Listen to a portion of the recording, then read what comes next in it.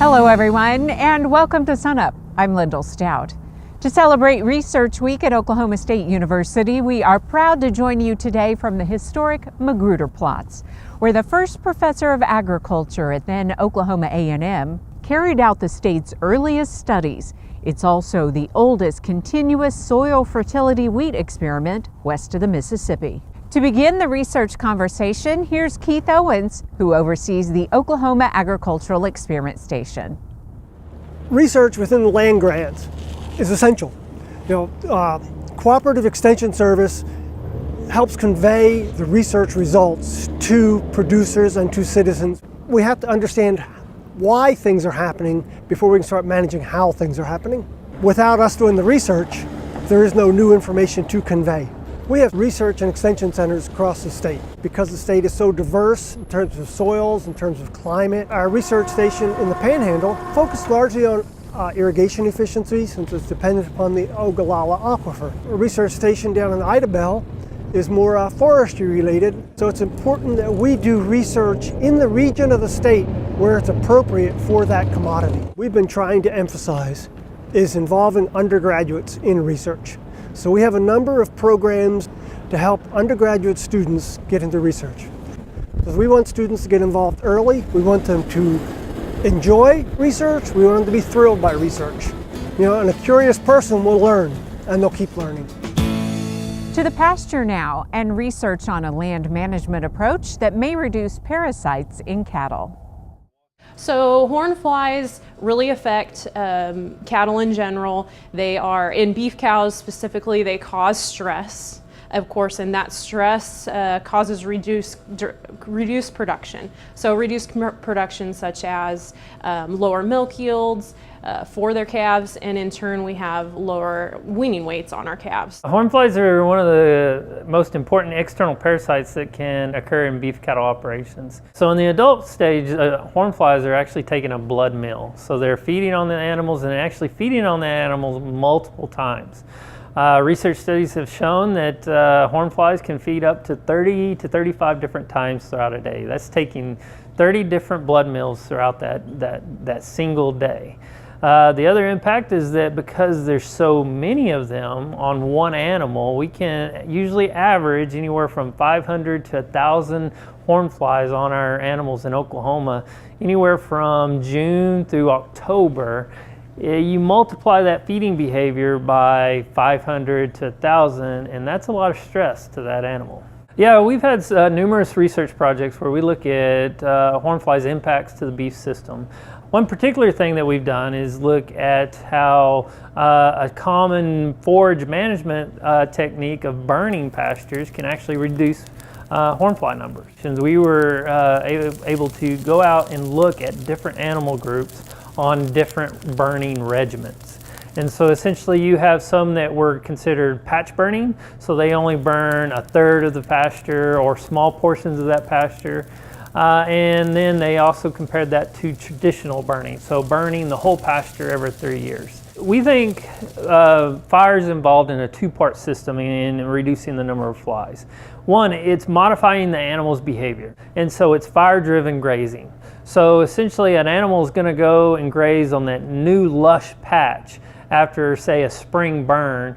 And then the other thing is it's about fecal distribution. And so what we see maybe more condensed fecal pads in a particular area, but it's on a higher nutrient plane.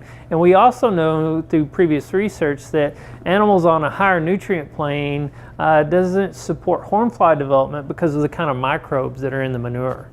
And then the second part to that is actually burning the fecal pads in the springtime. We're actually killing flies that are overwintering in those fecal pads. If you use patch burning, specifically, you reduce the amount of hornflies by 40% without any kind of insecticide. So when we look at patch burning, we're looking at this as an integrated approach because we see a lot of good products out there that we get comments back that say we don't think that works anymore. We don't think that's necessarily the case. It's about how long it works. Producers struggle with horn fly control and trying to pick a method that works best for them.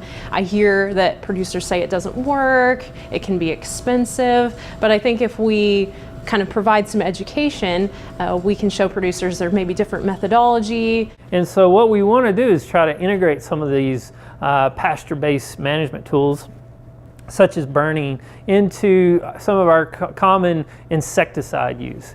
And so when we look at a hornfly season, we're looking at the patch burning, reducing that initial fly load. So you start off at a lower level, but then incorporating some kind of insecticide treatment to treat the population later on when you're going to actually have more hornflies. And so when we look at research and extension, we are looking at this as a broad-scale team approach, where we have team members from natural resource ecology and management, we have team members from ag economics, of course team members from animal science, as well as specialists out in the field that are in our extension systems at the area level.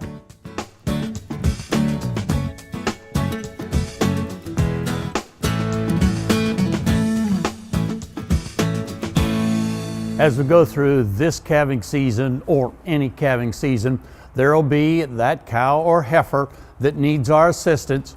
And as we eventually get that calf delivered on the ground, it's really, really important that we get that calf started breathing as soon as possible. You see, every calf born, whether we assist them or whether they're born unassisted, has some degree of what we call respiratory acidosis. And that's just because of going through the birth canal. The umbilical cord has been clamped off occasionally during the contractions, and that's why we have this situation where the calf, when it's first born, has a buildup of the carbon dioxide and its byproducts, and it's trying to get rid of that as fast as possible. That calf has to breathe, get oxygen in, carbon dioxide out as soon as possible to be a healthy, normal calf. This is especially an important situation if we're delivering a backwards calf. You know, the one where the back feet are coming first and the calf's head is still inside the womb of the mother, and of course surrounded by fluids. That calf has to be delivered very quickly, as we've talked about before, but once it's delivered, we want to get the calf breathing as soon as possible. First of all, we want to remove any of the mucus or fluids that are still covering the mouth and the nostrils of that baby calf. I would do that manually with your hand, or maybe if you have a suction bulb handy, that can be helpful as well. What I would not suggest is the holding up of the calf by its hind legs, trying to allow fluids to drain out, or even worse, putting the calf over a pipe rail fence. We've heard of people doing that, thinking that they're helping the calf by allowing those fluids to drain, but instead what's happening is that we're pinching off the diaphragm muscle. That's the muscle that, when it's contracted, allows the lungs to expand. If we've got that calf hanging by his hind legs over that pipe rail fence, that diaphragm muscle can't move, and therefore the calf can't start breathing. What I'd much rather suggest that you do in the case of that calf that you want to get started breathing as soon as you've delivered it is to grab a real stiff kind of a straw and go ahead and poke that calf pretty briskly in the nostrils. You'll see that calf will begin to snort and cough. When he does, then he's moving that diaphragm muscle, expanding the lungs, getting oxygen into those lungs, and that in turn will help him start to breathe. Do that, and I think what you'll see is that calf will begin to pant because it's trying to correct its blood gases because of that acidosis we've talked about, and it's very normal for that calf to breathe very, very rapidly for several minutes. Now we've got that calf off and running to where he's got a better chance of surviving not only the birth process, but through those first few weeks of life. Keep that tip in mind. Go ahead and grab a straw and briskly touch the nostrils of that calf, and I think you'll do a lot better job of getting him started breathing as soon as you can. Hey, we look forward to visiting with you again next week on SUNUP's Cow-Calf Corner. Also on the subject of livestock, Extension beef cattle specialist Dave Lalman explains the study underway on breeding cattle for better feed efficiency while also maintaining body condition. One of the things we've been working on the last few years are just factors that influence cow efficiency. One aspect of that we decided to look at this last year was the impact of crossbreeding system compared to straight bred animals. We chose to look at the differences between straight bred Angus cattle and what most of the industry thinks of as black baldy cows or Hereford Angus crossbreds. There's not much data published recently on feed or forage intake of crossbred animals compared to straight bred animals. So in the project that we did this last year, for a number of years we've been breeding our cows. About half of the cow herd is straight bred Angus cows, and about half of the cow herd is Hereford Angus cross. So black baldies sired by Hereford bulls. There's two phases to the research that we've done. We've looked at maintenance energy requirements, and then we've also looked at voluntary feed intake. So if you just turn the cow out on the pasture, how much feed will she consume? One factor that would help with cow efficiency would be cows that are easy fleshing or maintain their body condition better. And if they're able to do that while consuming fewer nutrients, obviously it's a big advantage in terms of cow efficiency. In our study, in fact, the Hereford Angus cows or the black baldy cows did have better body condition score when we started the experiment.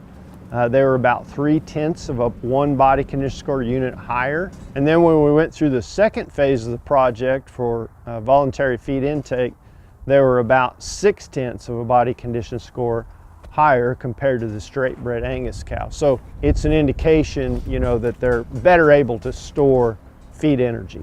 But at the same time, the interesting thing is that they consumed a little bit less feed. And by a little bit, it was just under 2 pounds less per head per day of we'll say a moderate quality forage. And so if you put that on an annual basis, it wound up being about 725 pounds less forage consumed in a year. Now, if you put that on a stocking rate basis, and if you're in country, let's say native rangeland country, some of the more productive native rangeland in Oklahoma might produce around 3,000 pounds of forage per acre, but our rangeland ecologists tell us that we need to try to consume only about 25% of that. Well, 25% of 3,000 is about 750 pounds. So in other words, the crossbred cows, you should be able to maintain them with 1 acre per cow less or lower stocking rate. The improvement you get in fertility and longevity is still viable in crossbred animals. And so it's not a free lunch in the cattle industry, but it's as close to a free lunch as you're going to get. So it is a tremendous impact just by using a different breed. Well, Derrell, we just heard from Dave Lalman about some of the research that they do in breeding of cattle, but there's a lot of research that ag economics do into the cattle markets as well.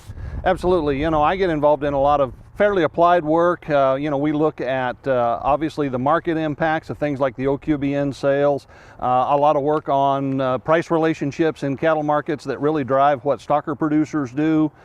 We've got survey-based work that we've done to understand what producers do, what they can do, why they do what they do, that sort of thing. We've got a stocker survey that we've done as well as a cow-calf survey.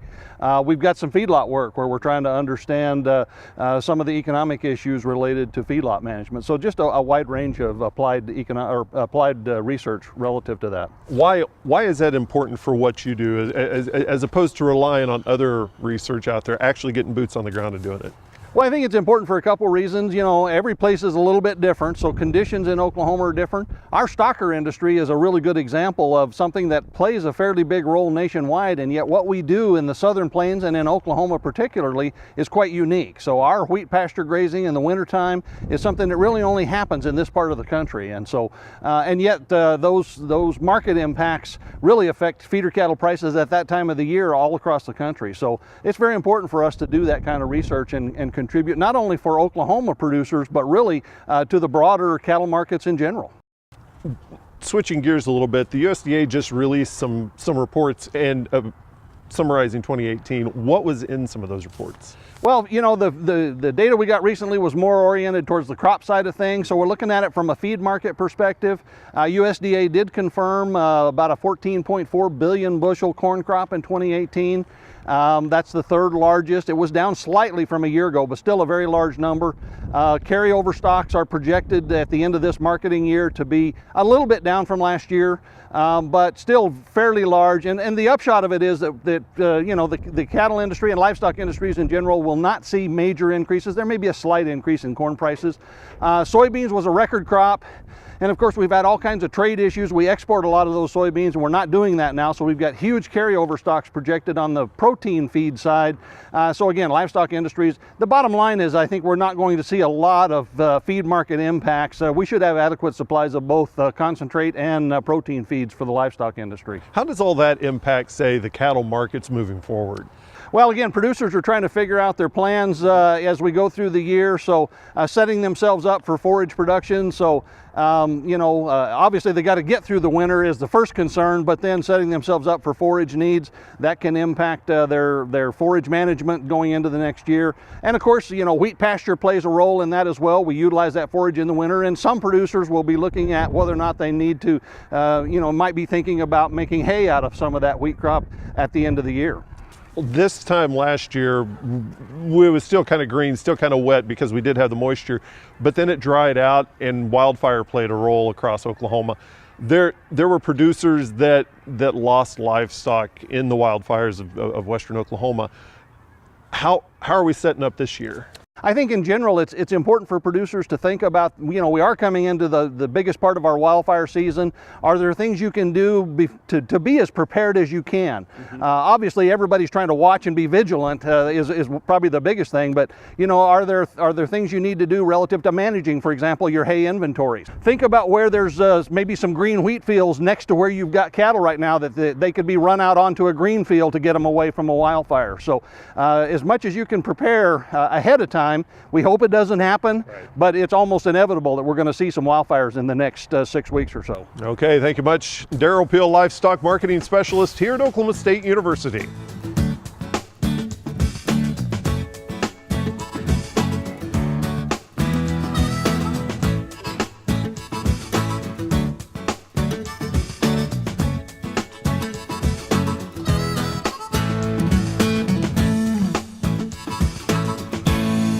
Hi, Wes Lee with the weekly Mesonet weather report. This past week marked the first time we had to worry about wildfire danger in quite a while. Wet conditions last fall and into winter made fire concerns almost non-existent. Recently, drying conditions out west, along with low humidity and high winds, brought elevated and even critical conditions to the western tier of counties and the panhandle on Wednesday and Thursday. Fire can be a two-sided story on pasture and range. Uncontrolled wildfires can be devastating to ranches, while on the other hand, a prescribed fire with the right conditions can be one of the most valuable tools a producer has to utilize. Conditions a year ago were not very conducive to a prescribed fire. This map from March of 2017 shows just how dry the soil was in the western two-thirds of the state. Fast forward to this year, we see soil moisture levels in much better shape in most areas. If a prescribed fire is something you're interested in, Mesonet's Fire Prescription Planner tool could prove very useful. With it, you can select certain weather parameters to help conduct a successful prescribed fire. Now here's Gary with more on rainfall and forecast information. Thanks, Wes, and good morning, everyone. Well, we continue to watch that dry weather out to our west. Things are getting a little bit more serious, nothing to panic about just yet, and I might have some good news for you. But first, let's take a look at the latest drought monitor report we see in the far western reaches of Oklahoma. No drought just yet, but we are continuing to watch that area, as I said, pretty closely, especially down in the far southwestern parts of the state. And you take a look at the consecutive days without at least a quarter inch of rainfall in any day. Each week that I show you this map, we just add 7 days to it out there in the west. We're now up to nearly 50 days down in southwest Oklahoma and also out in the panhandle, and over a month in other areas. So again, this is the area we're watching for drought development. Like I said though, nothing to panic about just yet. I think one of the things that stopped us from having a full-blown drought episode so far with this recent dryness is just how wet we were dating back to early fall. And we go back to the beginning of the water year, October 1st, again, this departure from normal rainfall map from the Mesonet, we can see much of the state at least an inch above normal, only one station below normal, but some areas are 5 to even more than 10 inches above normal. So really good moisture supply all the way back to October 1st. And again, I think that's why we don't have the horrible drought conditions that we've seen over the last few winters. Now for the good news. Well, partially good news. It depends on what kind of weather you like. This is the outlook from the Climate Prediction Center for next week. We see increased odds of below normal temperatures across much of the United States, but especially the western half of the U.S., down into Oklahoma as well. But I think that's probably good or bad news depending on your perspective.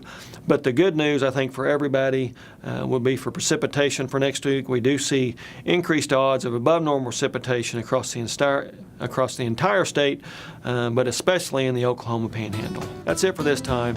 We'll see you next time on the Mesonet Weather Report. Well, the WASDE report came out, and Kim, what's going on in the wheat markets? Well, that report basically said that we were expecting slightly higher U.S. ending stocks for wheat, slightly lower ending stocks for the world, so nothing going on there. You've got Ukraine, Russia, the Black Sea area. They've got limited amount of wheat to sell on the export market. We hadn't seen them on the market in the last week or so. You've had Egypt coming in and buying some U.S. wheat, and then of course you've got the planting intentions report that came out that showed that winter wheat plantings were down overall, with hard red winter wheat planted acres less, especially in Oklahoma and Kansas. What's going on with wheat prices? Well, if you look at wheat prices, you'd expect us with Russia and Black Sea area to running out of wheat that our prices would go up, but we're not in the March or April time period yet. We've got some hope out there, but basically hard red winter wheat prices have been trending slightly lower. So last week you said that the exports in the Black Sea region would, impact wheat prices here positively in the States. What's going on with that? Well, it's just we just don't see that demand, and the demand we see is for the soft red winter wheat rather than the hard red winter wheat. And also the world, Russia got that wheat out and they're still shipping it. They're not selling it, they're still shipping it. And so it's probably going to be the March, April, May time period before we see demand pick up for U.S. wheat. And Egypt also got in the mix, but there was like a little they were maybe buying a different type of wheat than what we were kind of wanting them to. Right, they bought that soft red winter wheat. And I think they did that because they'd been buying that Russian, Ukrainian hard red winter wheat and hard red spring wheat with relatively high protein. I think they're buying that soft red so they can blend it to get that protein level down for some of their flours. So with all of that, what's it going to take for wheat prices to come up? What it's going to take for prices to come up is export demand for hard red winter wheat. And right now I think the market's saying that we probably won't see that until we get out into the April-May time period. So it may be harvest before we see better prices, when the market sees what the test weight and what the protein. We've got to have test weight and protein to get into this market. All righty, thanks Kim. Kim Anderson, Grain Marketing Specialist here at Oklahoma State University. Finally today, the ongoing topic of managing eastern red cedar in Oklahoma. SUNUP's Ed Barron revisits a research study that looks into how removing red cedar can impact the watershed. Well, eastern red cedar encroachment into grasslands is a huge issue in Oklahoma and the Great Plains. And one of the big impacts is that red cedar uses more water than does native rangeland, which means there's less water available for agriculture and other uses. We've been researching what happens when you cut down red cedar and plant switchgrass in terms of productivity and then also water yield to streams. We're conducting the research at the watershed scale. Watershed is a pretty standard approach in understanding the water yield or runoff in a given landscape.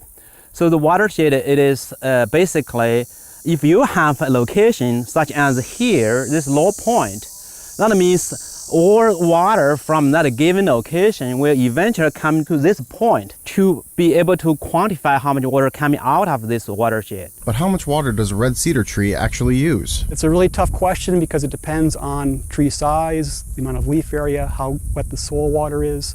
We did some calculations, and a big cedar on a really wet soil period with a hot, dry, long day, it can use up to 50 gallons. Of course, it depends the size of cedar. Depend whether it's stand alone or it is growing in a woodland. And also depend whether there is water available for the cedar tree to use. So, average a cedar tree for this site in particular, we did measure before the tree was cut.